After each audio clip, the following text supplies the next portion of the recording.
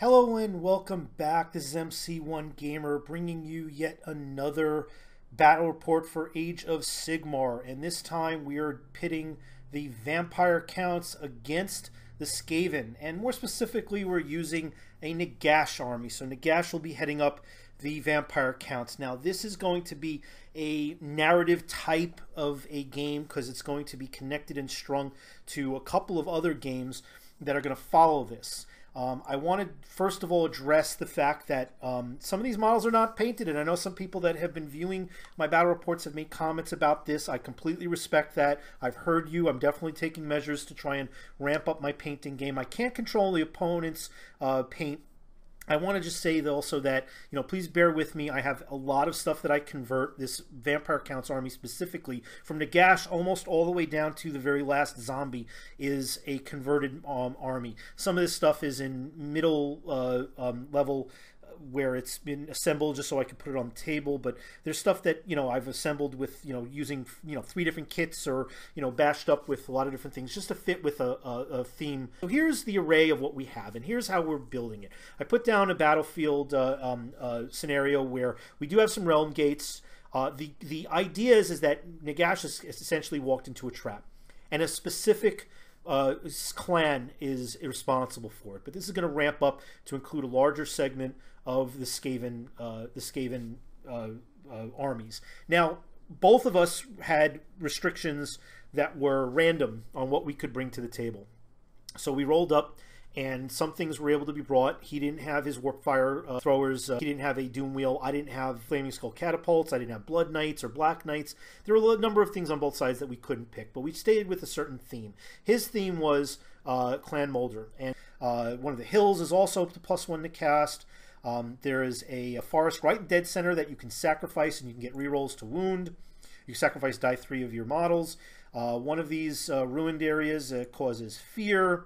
There's a hill off to the right that has an inspiration. It's +1 bravery, and there's a lot of models on the field. So let's talk a little bit about how this summoning scenario works, because the Skaven are able to summon in reinforcements. They have prepped these portals.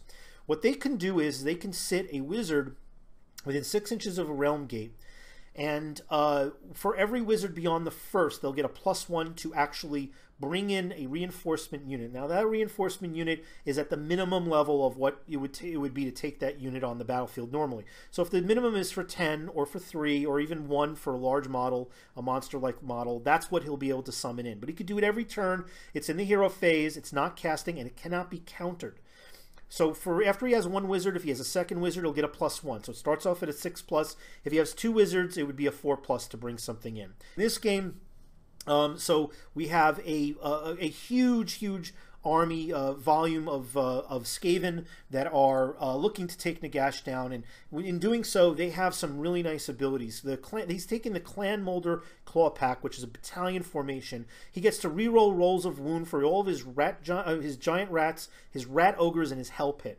And he's got a number of abilities that he's planned in order to swarm me with large amounts of bodies, which he feels can overwhelm a lot of my units, even the high quantity units that I might have, like ghouls and skeletons and such, and zombies. But he feels he can get in there and he can outclass them. And if it's monsters and high wound counts, that he can swarm them, and he'll have so many attacks and lots of rerolls from a lot of what he's planned out, that he'll still have this substantial advantage. Whether if it doesn't fit your style, if you don't think it was optimal. So he has in the center, he has this warlord with a battle standard bearer, which when he plants his flag can extend out a number of different capabilities. We'll see what that is in a second. He's got about 50+ of these clan rats in the center.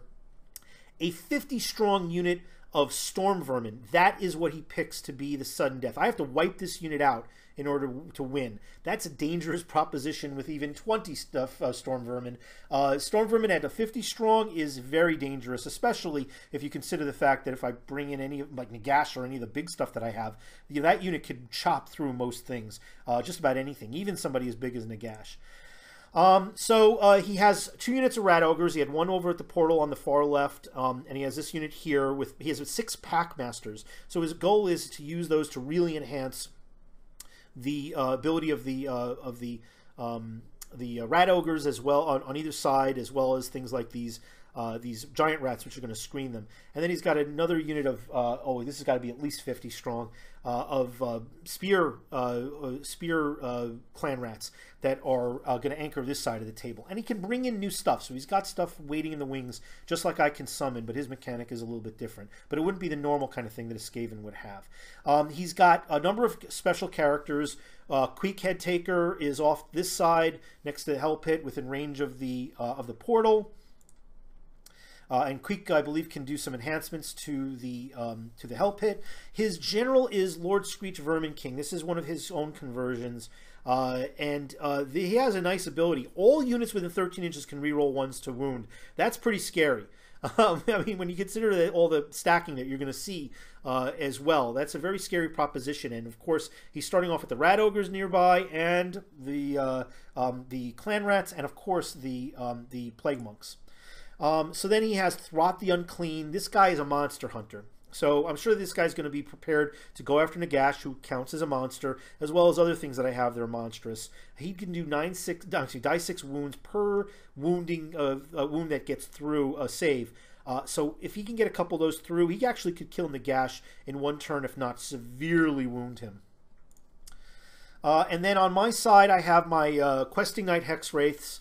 So I got a unit of 5. I've got a zombie dragon, which I'm working on converting up a little further, but I just love this model.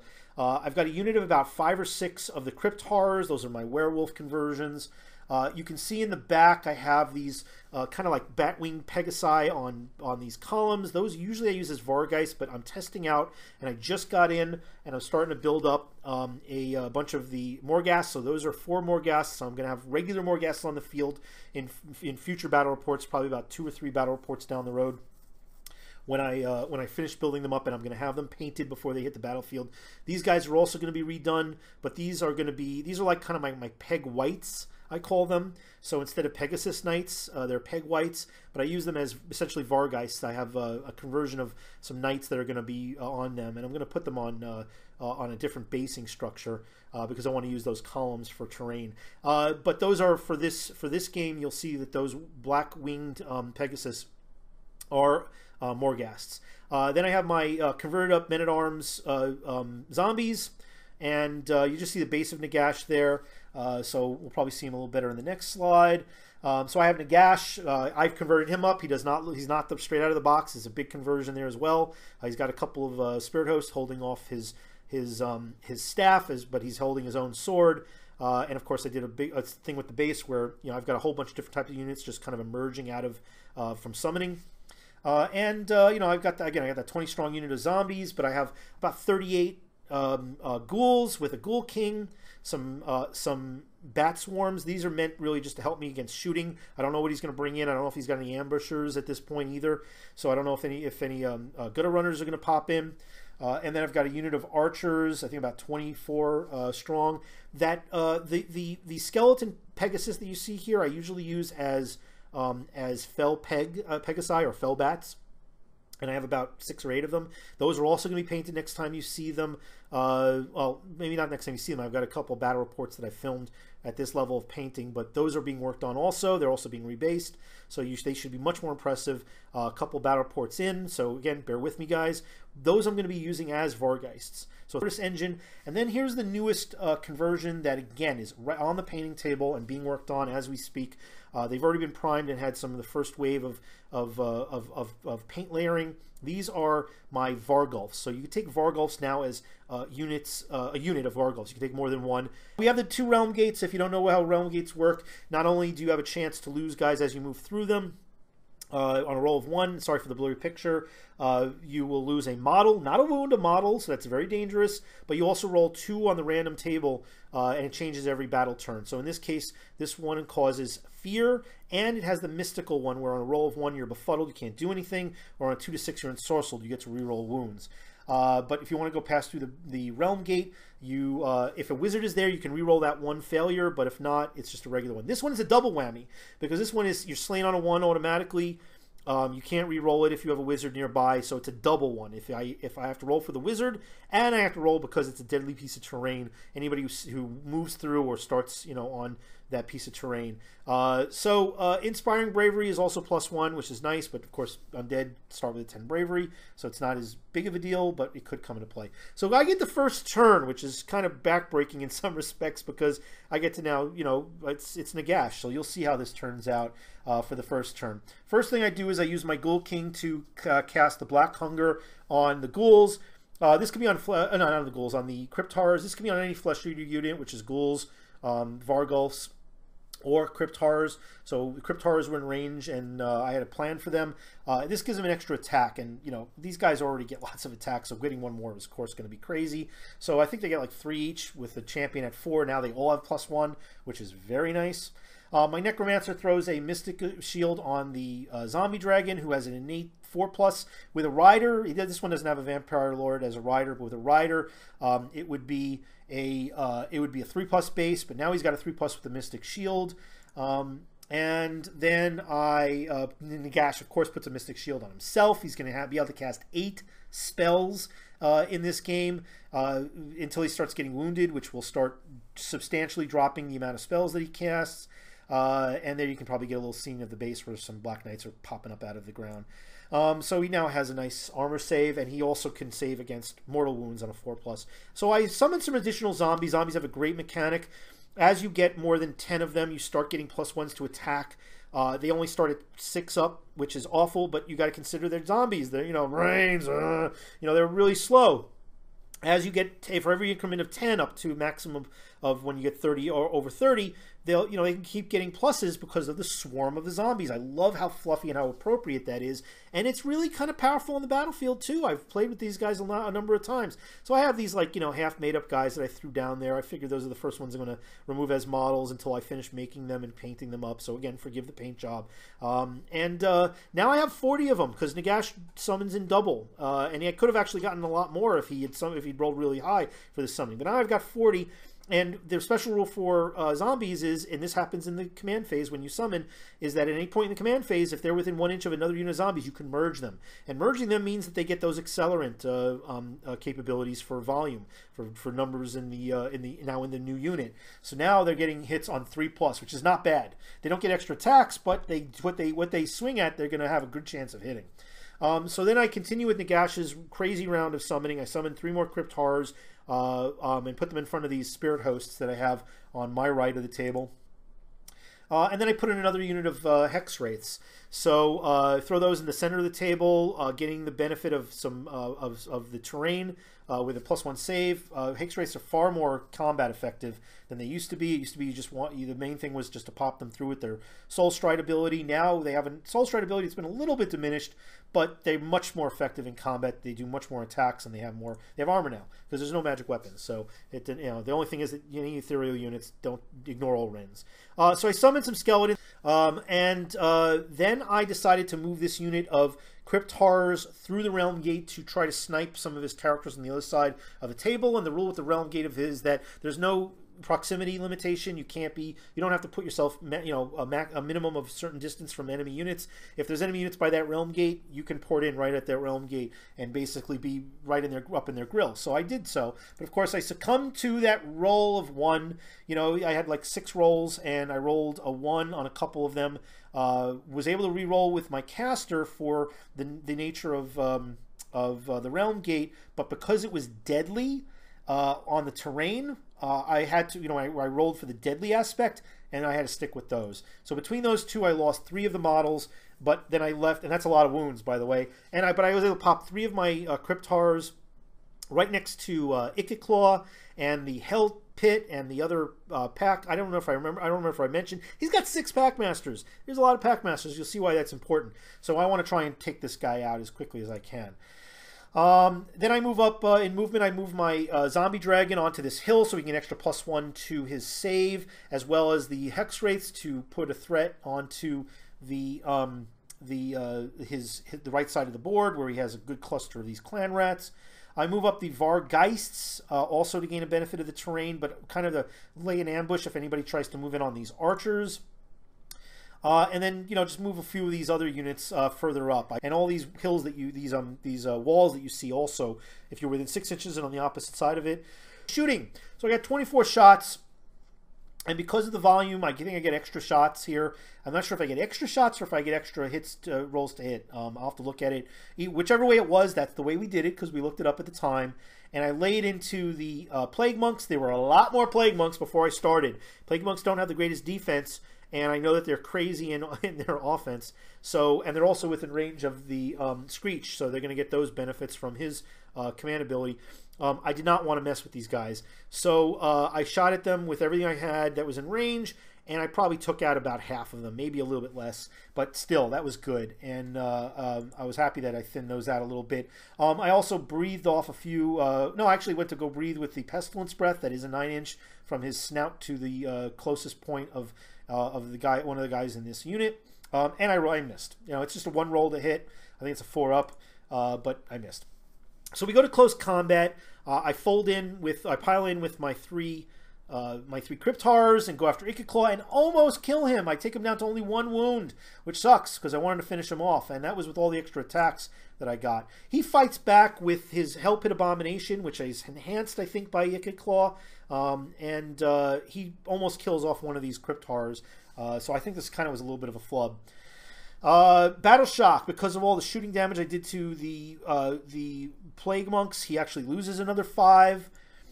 And then we get to Skaven turn 1. And he goes ahead and uses an Eshin clan ability so that his general is -1 to be hit. So that's important because I think he wants to start moving him up. And he doesn't want to take a chance that with all those archers in range that I might actually start killing off his Vermin King. He also rolls a 1 because he's near the Realm Gate, so he is befuddled. That doesn't mean he can't use a command ability. That's not a command ability, like an innate ability. But I think he's not able to use magic, so he wasn't able to do any magic, and he wasn't able to move. So he's stuck here, which really sucked. But I didn't mind. I was happy with that. But then his Packmasters have this ability, herded into the fray, so they get +1 to run, to charge, and to hit in combat. And that is a nice ability. And again, I think that was that he applied that to the Hell Pit. He applied it to his Rat Ogres. It's a really nice ability, and he's got 6 of these guys, and they do stack. There's no, when you read the rule, there's nothing that says you can't stack them. So he put 2 of these, I believe, on his Rat Ogres, 1 on these giant rats as well. And then he tries to move his Rat Ogres through his portal, and just like me, he loses a body. There's more casualties, but he gets a bunch of them onto the other side. You'll see where that is. The Sacred Banner of the Horned Rat, his standard bearer, has a 13-inch no battle shock. All units within 13 inches, and they reroll 1s. So this is going to stack with all the other wonderful abilities that these guys have. So this is the Clan Rat ability in the center. The Storm Vermin as well. It's pretty good. It's nice. It's worth having, especially for Skaven. His 3 Rat Ogres pop in next to my portal on my side of the table. One is to go after this Necromancer I have. The other one is going to try to put a hurt on some of these Morghasts. And then he puts Inspiring Presence, probably very smartly, onto the Plague Monks, because the Plague Monks already have lost a bunch of their number due to Battle Shock. Now the center tree line area is damned. So that means if you sacrifice die 3 models, you get to re-roll. I think it's wounds. I have to take a look. Yeah, no, he loses 3 clan rats. It's actually +1 to hit. So this unit now has, I believe, reroll 1s to wound, reroll 1s to hit, and a +1 to hit. That's pretty good. And if they get all onto that terrain piece, they'll get a +1 to their armor saves as well. So yeah, this is pretty smart. Trying to start stacking the deck with this unit. And then he starts moving his Plague Monks at me. He wants to get within range so he can charge these archers. And then he moves up his Clan Rats so that he can get within a good charge distance of either the Bat Swarms or the archers, or both, because that's a huge unit. And he moves up the Spear Clan Rats next to the Zombie Dragon, and then moves up his Rat Ogres, where they can get within a charge range of my Cryptars, but also take some pot shots at, I think he was going to go after my Zombie Dragon. So he's really screening his massive unit of Storm Vermin, probably because he wants to prepare to put them in against my biggest and strongest assets, including Nagash, and he wants to make sure that if anybody comes near, they're going to stop with all these other garbage units so that he can get these guys in there. And then Queek retreats, a very smart use of the retreat move. He's only got 1 wound. There's other units that are going to kind of lock me up a little bit with my movement, with my Crypt Horrors over here. Not because they're stuck in combat, but because they have a choice. If you start your turn within your movement within 3 inches of another enemy unit, you don't move. Okay, you have a choice. You either stay where you are, or you retreat, unless you have a special rule that allows you to do otherwise. So Queek decides to forego any attacks to go after those 2 remaining 3. I still have 3 Crypt Horrors actually, and he retreats, and he's got other stuff that can go in there and do some damage. So not a bad move. It's going to preserve that guy. And then the Rat Ogre. I think one of the Rat Ogres gets to shoot at shoot in each of these units, and he misses. I mean, it's only a 5+. These are not the Gatling gun Rat Ogres. These are regular Rat Ogres. And then he needs to shoot with these guys. I think he tries to go. I think he tries to shoot at my Zombie Dragon, and of course they miss as well. So yeah, they need more time at the gun range. His huge unit of stacked up clan rats in the center, who have all those extra abilities, try to charge that line that I have in front of Nagash, and they fail with Snake Eyes, which sucks. Great for me, sucks for him. Because they mean they stay exactly where they are, and it's just another turn he has to wait with this unit that's just been boosted up and could have done some serious damage and cleared out some of my center. His Rat Ogres also fail. I think they were going after. I'm not sure if they were going after my Zombie Dragon or the Rat Ogres. I mean, the Crypt Horrors that I have. But either way, they rolled a 4, and I think the closest thing they had was maybe a 6. But he does make it in with that spear wielding clan rats on the far side, my right. And you can see this is just one of those things that it may look a little chaotic, but it's so much more appropriate for Skaven to look like this than a very rank and file. I don't know if you may disagree, but this is how I feel about it. I feel very strongly about it because even though I like the uniformity of the rank and file block and rectangular formations, with the rats, they're just swarms of rats, man. They're rats. Yes, they're trained rat men too, but this looks kind of cool. I just wish it was all a little more painted. Please, bear with me, but this whole line is probably a little more realistic anyway. But it's pretty cool. You got all these guys in, and I have this swarm of rats facing these 2 units on this side of the table. I'm a little worried about that. So, close combat. These Rat Ogres are now ensorcelled because they passed their roll for Mystical. They go after the Morghasts, but one of them is in range to go after my Necromancer, who's got 5 wounds. He's kind of upgraded since the previous version of the game, where they only had a few wounds unless you were a Master Necro. And they have a special rule, the Necromancers, where if they're within range of another unit, I think it's like 3 inches, they can, on a 4-up, those wounds get transferred to the unit. Of course, I'm going to pick zombies, because I have plenty of them. I got 40 zombies, so I don't mind losing 2 zombies. So 2 of these rolls hit the zombies instead of the Necromancer. He wills them to step in the way. And then his souped-up Rat Ogres go after my Morghasts, who have pretty good armor saves, but 2 wounds get through. And then I kill off one of his Packmasters with to the high part of the screen with one of my Crypt Horrors, and then the rest of the Crypt Horrors go after his Hell Pit and dish out 4 wounds on his Hell Pit, which is good because he's going to fight back at a weaker level. Even though those guys, they regenerate. So do the Crypt Horrors, by the way. If you lose the model, it doesn't regenerate, but if it gets wounded each turn, it gets a wound back. So we get to the Clan Rats, and they start ripping into... There's so many of them that can attack. It was so many dice, because they have spears, so they have longer reach, too. So more than half of these guys go after my Zombie Dragon. My Zombie Dragon's got a Mystic Shield, so 4-up goes to 3. He's on a piece of terrain. 3 goes to 2. He's got a 2-up save. But with all those attacks...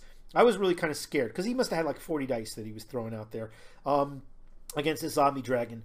But I think between the poor rolls on his end and good rolls on mine, and it was only ones that were going to get through on my saves.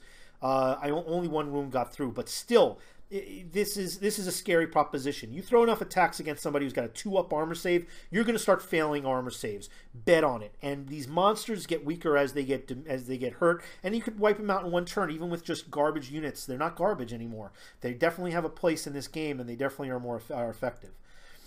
So The rest of the unit goes and rips into my Hex Wraiths. I lose one Hex Wraith. Another wound gets put on a second Hex Wraith. And then the attack back rips up about 8 or 10, maybe it looks like closer to 10 of the clan rats. So the zombie dragon does a ton of damage. And then the Hex Wraiths, which are again much more viable in combat, rip back into this clan rat unit. I think this clan rat unit might have been more than 50 models because there's so many that have casualties here. I think there's got to be like 20 casualties here, and then more so for when we get to Battle Shock. My Morghast fire back at the rat ogres, kill 2 of them. And then we go to Battle Shock, and you could see, you look at all those dead clan rats, man. There's got to be about maybe 10 or at most 12 clan rat units out of at least 50 left. But that's how many died to all these attacks and to Battle Shock. So Battle Shock can be a big deal. Turn 2 goes to the Skaven. They go first. I love the randomness, by the way. It really puts you on edge and you have to plan for it. So we reroll for the Realm Gates. Now we have the Sacrifice and the Inspiring with additional Bravery on this side of the board. And on my side, it causes Fear, and I have the Sacrifice as well.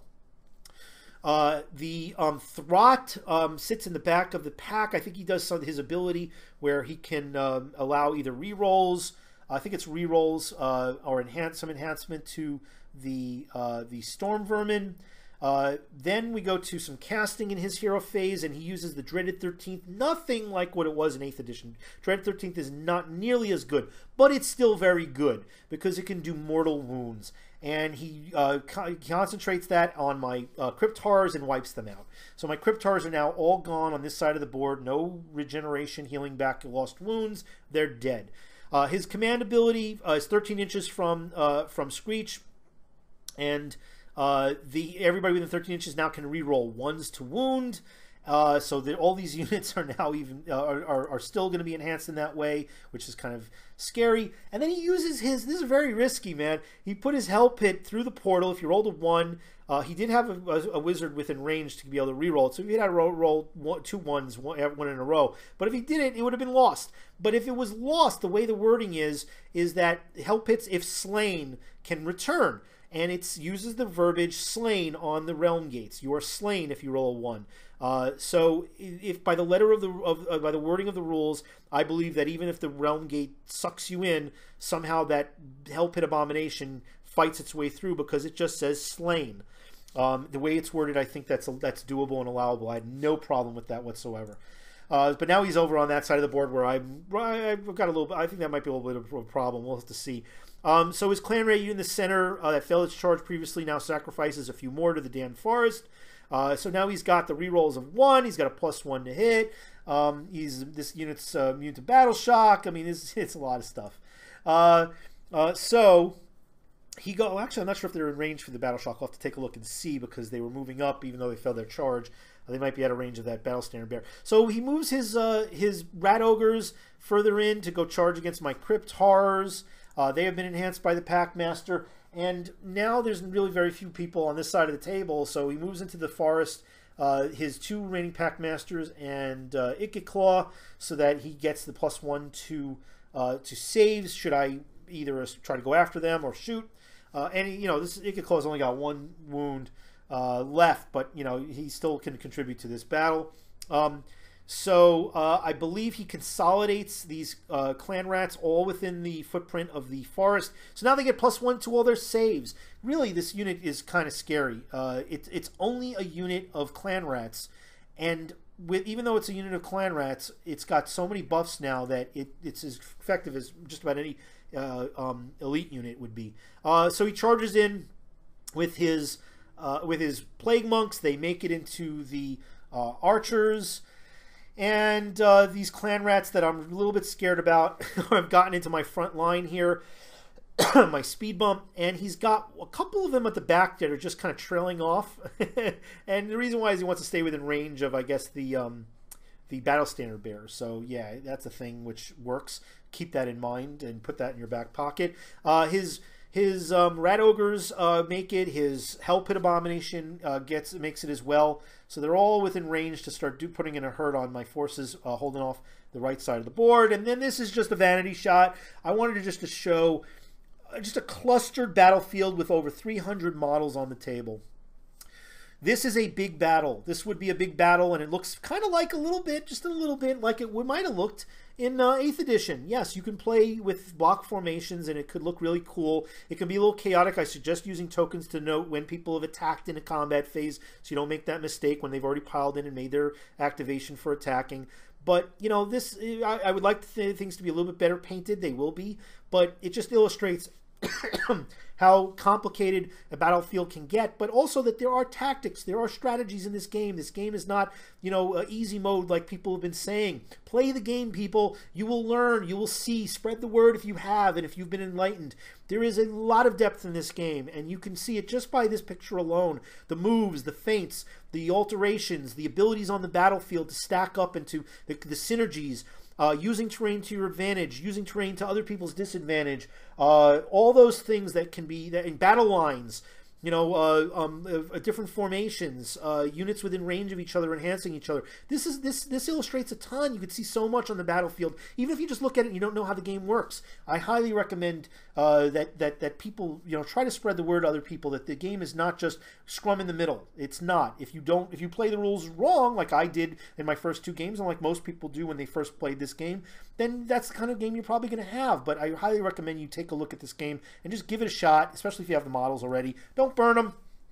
Don't burn them. All right, so here's another vanity shot, a little over the shoulder from Nagash, just to see as he's surveying the battlefield, so we can see how things are developing. You know, you just get a little idea of what he's involved in. He's up near the front, but he's not in combat yet. So the combat phase begins, and the swarm starts to occur with these very scary plague monks who dish more than half of my my skeletons down. I took them all from the right-hand side. You could choose where your models come from when you take casualties, and the reason why is it opens up an opportunity now for me to pile in, because the front ghoul that you see there is within 3 inches of his guys when they moved in. So now I can fold these guys in, that unit in, and I wanted to make room for them because they kind of were blocked off by these archers.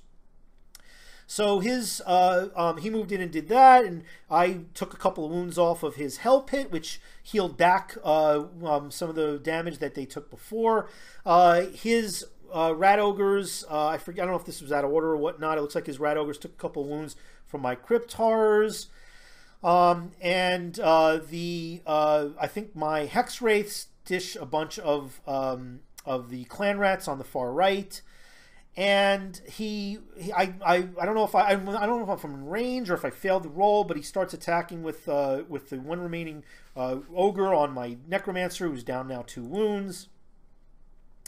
And his giant rats move in to take out my swarms. They do 3 wounds to my bat swarms. They get 5 wounds apiece, each of these bases, these bat swarms. I lose 1 base, but they have a special rule with bat swarms. If they are not completely destroyed, whatever wounds they have are restored at the end of the turn. They got 5 wounds a pop, so I lose 3 wounds here. But because this model didn't die, he's going to get all those wounds back. It's a nice little enhancement, nice little special ability for this particular bat swarm. I don't think it translates to all swarms.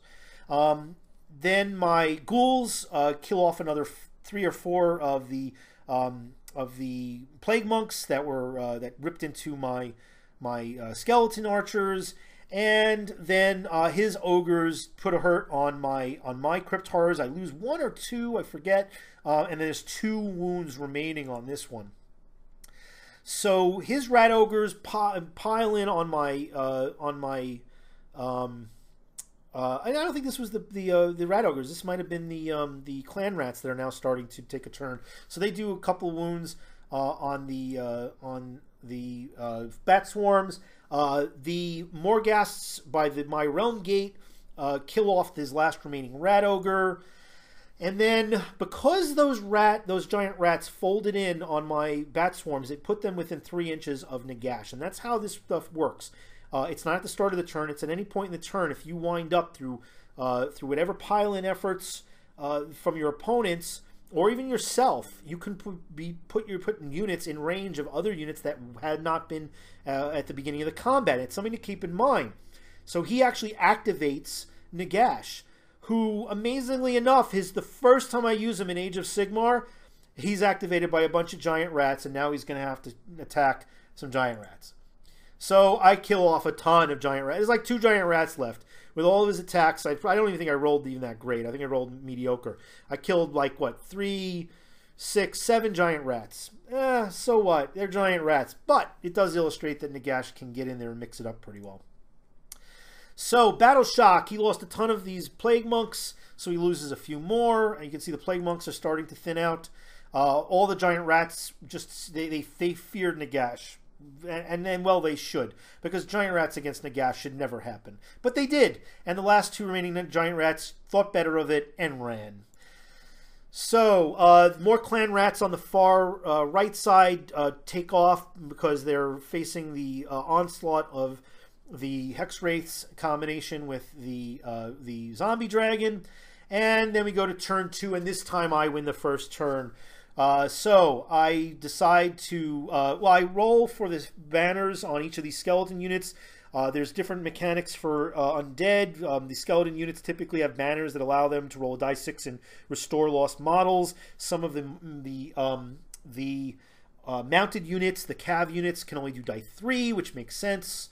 Blood Knights can get a whole entire model, which is great for 3 wounds apiece.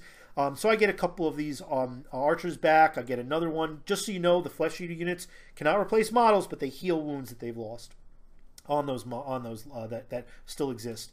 So I get a bunch of these skeletal archers. I'm going to need them against these plague monks. And then my Battle Shock phase, my Ghoul King, instead of the only thing he has left in range of these ghouls, so they get +1 attack from his special ability, which is great because they have 2 attacks each. They have an extra attack because they have over 30 in the unit. I think it's over 20 that I think it hits for that extra ability. And now I get the special ability from the Ghoul King. So there's great synergies here with these combos. So now they're getting 4 attacks each, guys. That's absolutely tremendous, as I know that Remy likes to hear me say. I start summoning more. I'm actually going to run out of models here for some of my summoning. Very much important you have the models appropriate for whatever you summon, especially when you got a beast like the Nagash on the table who can cast so many spells. So I put another unit of 3 models of Crypt Horrors on the table, which was great because they died. I had them. They were sitting off to the side. I was just waiting to summon them. As long as you have another unit on the table at the beginning of, as long as you had the unit on the table at the beginning of the combat, I subscribe to the theory that firstly, and let me just address this. I'll take a minute. If you don't agree with this, fine. Play the way you want. These are not army books, though. They are war scrolls, and the war scrolls very specifically dictate on the first page of the rules that each individual war scroll has all the rules for that war scroll. If the ability is not on the war scroll, it doesn't exist. If there are abilities that are unlocked as you take war scrolls, one of them is summoning. On the rare cases where a wizard type character has a summoning spell on their own war scroll, they can cast a summoning spell. If they don't, they can't. No units in the undead army, and most units in chaos, no units in the lizardmen, or I believe this is the case. I don't remember. I believe this is the case for beastmen. If they don't have a summoning on that war scroll, they can't summon. You have to take a unit that gives them, imbues them, unlocks the ability to summon that particular unit. You want to play where it's unlocked for all summoning across your entire army. That's fine. It's not how the rule works, but you can change that. It says that in the rules too, everybody. But if you don't like it, I don't need to argue with it. This is how I play it. This is how I've played it. I do believe, however, that once you unlock the spell, that you have it for the whole battle. You don't lose it once the unit is removed from the battlefield. The reason why I say that is because there's at least one unit in the game that specifically says that that spell is granted for that unit on that war scroll for wizards to cast only while that unit exists. I think it's in the Sylvaneth book. Either way, if you don't agree with me, play it the way you want to. It's okay. But this is how the rules read, and this is how it works. And this is how I would hope people would play it, because, you know, there's no reason to make summoning more powerful than it already is, guys. But either way, I'll get off my soapbox. I just like to make mention, and I wish more people would, even people that disagree with me. Play it the way you enjoy it, guys. Okay, if you have fun playing it where you have, all the war scrolls are unlocked and all the abilities are unlocked, whether or not you have the stuff on the table or whether it's sitting in your closet at home, which I think is ludicrous, by the way. If that's what you like, then fine. You know, it's not going to have my effect on my game, and if I have a different point of view, it's not going to have effect on your game.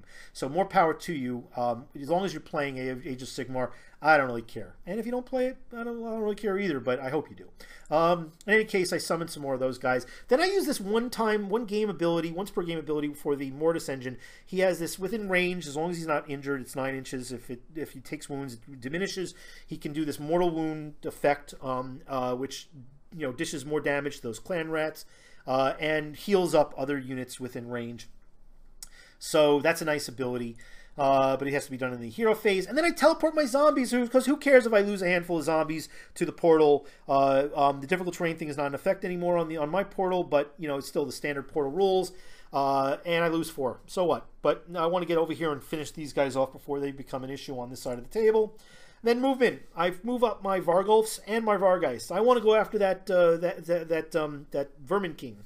What is his name? It's not he could call Screech, because he's got that ability, that 13-inch ability that's been really making the Skaven that much more incredibly killy. So got to take him out.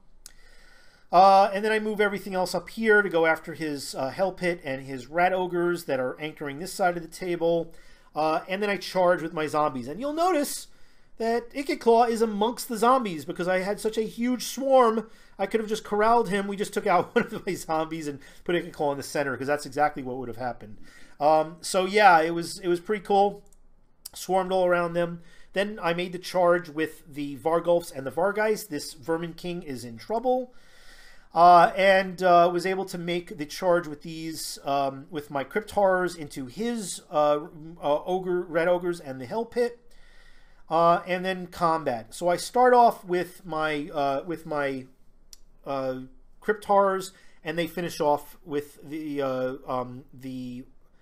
Hell Pit, who does not return. He's not able to come back. Put a little bit of hurt, I think, on the Rat Ogres that he has as well, because I had one Rat Ogre that was in range, and then there's one Rat Ogre from the previous unit that still survived, but he only has 2 wounds left. He responds back with his. And I probably should have started with the guys on this side, but I didn't. And now he's smart. He opens up with his full strength Vermin King and kills off in 1 turn the Vargulf. Now the Vargulf, they have 8 wounds. So that just illustrates just how powerful that Vermin King is in combat too. So Queek dies. He only had 1 wound. The swarm of zombies just obliterates him. But of course, then the special ability with the zombies, if they slay a model, they gain an extra body into their swarm, which is basically the risen zombie form of that character. Which I don't know how you would do it if it was a monstrous-sized character, but whatever. You get another zombie. Then we get to this side of the board. His clan rats start attacking, and he does a few extra wounds again to the bat swarms, which healed all of the lost wounds from the previous turn up. He kills off one of my hex wraiths and put another wound on the next one. Finishes off the summoned back skeletons and then some, but I still have a good number of them there. So he's this unit is starting to rip through stuff, but not fast enough. I then go with my Crypt Horror that finishes off his last remaining Crypt Horror with the extra wounds I think that they had gotten from some enhancement, I forget what. And then my Vargulf and Vargulfs and Vargeist combined together. I forget which one I did this with. I might have been with the Vargulfs. And they finish off his Vermin King. A lot of attacks with these guys. They're brutal. This might actually be the Vargeist, who in their own right are just great offensive guys. And they kill off his general, which is really big. I think at this point most of his attacks have happened, so I have my string of attacks. So I think my archers kill off one plague monk, which makes sense. Archers are not great in combat, and then 4 of these ghouls finish off maybe 5, I think, of his plague monks. I think he has only 3 left. I start attacking back with my Hex Wraiths, take out a bunch of his clan rats. Then I think that with all the damage, you can see that these clan rats are starting to thin out big time. And then there's still like 3 remaining clan rats after the zombie dragon. I think he might have flubbed a couple of his attacks. He finishes off only 3 of the remaining, and then the Hex Wraiths do the rest. So the clan rats on this side have now been cleaned out. And my opponent hasn't really summoned anything new. I think he either forgot or he had more important things to do with his 1 caster. He should have taken a couple extra casters. That would have really helped. So Battle Shock, he loses even more of his Plague Monks. The clan rats in the center are completely wiped out to Battle Shock. They just too much damage. And then we get to turn 3, and the Skaven win turn 3. So still, he's got some stuff on the table, like for instance his Storm Vermin. So this is after movement. He made some sacrifices, loses 3 bodies, but those Storm Vermin are scary, very scary, scary to the point that they get 2 attacks each. This is not counting any other enhancements they might get. They get 2 attacks each. They have really good wounds. To wound, to hit, to wound, and the number of wounds. These guys could finish off Nagash. They could kill Nagash in 1 turn if enough get there. The good thing is that not all of them are going to be able to reach because I've got a couple of these bat swarms in range. If these bat swarms weren't there, that'd be another 5 or 6 of these guys. Yeah, it's a little scary how many are already in range. That's 2-inch range. His Battle Standard Bearer decides, well, there's nobody really in range for my enhancement, so I better pick up my flag and start moving towards the combat. So he had moved a little closer in the movement phase, and now this is just, this is combat. So you get a little picture here of the conversion I'm doing with my nearly finished, not completed Nagash. I converted him up. He's not the same as what he looks at out of the box. I like my version better. In any case, you can see there's a ton of these Storm Vermin here, and they put a couple wounds on my on the Morghasts. They put a couple more wounds on the Bat Swarms, but then they focus a ton of their wounds on, what do you think, on Nagash. And even though Nagash has a Mystic Shield on, so he's at a 3-up, I think he's a 3-up, he's not on a piece of terrain. It doesn't matter. There's a lot of attacks, and I take 9 wounds. He's got 16, and he's got a decent armor save, but wow. If his Throt guy gets in there, he does die 6 wounds per wound that gets through armor. It could be a very bad day for Nagash, and let's see if that actually winds up happening. So I get to attack back, and I start removing some of his Storm Vermin. I really need to thin these guys out as quickly as possible. I lost one of the Archai, so I'm down to 3 Archai. And then I also lost one of my my Cryptar. I don't know, all the Cryptars. So I'm down. oh no, I have 1 Cryptar left. No, actually, my mistake. This is the last Cryptar from this unit. So you can see I have in the lower right, I have a unit of Cryptars. So I think this is when the Morghasts start attacking back. And between the Morghasts and Nagash, I drop these guys probably down to at least half, if not more, of the Storm Vermin. They're great offensively. You can see that the Bat Swarms were wiped out, so they killed off the Bat Swarms. No longer do I have that as a buffer.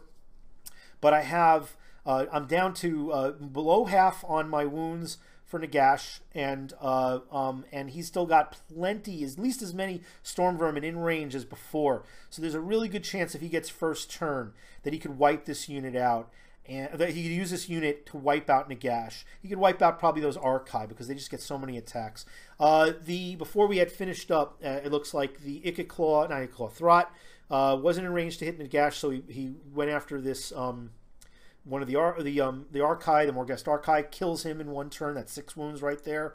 And we declare a victory to Nagash because when we go to the next turn, I rolled to get first turn, and that just was a back-breaking move. Really, he doesn't have much left. He's got, a very good special character that could kill Nagash, but he's a little bit out of position.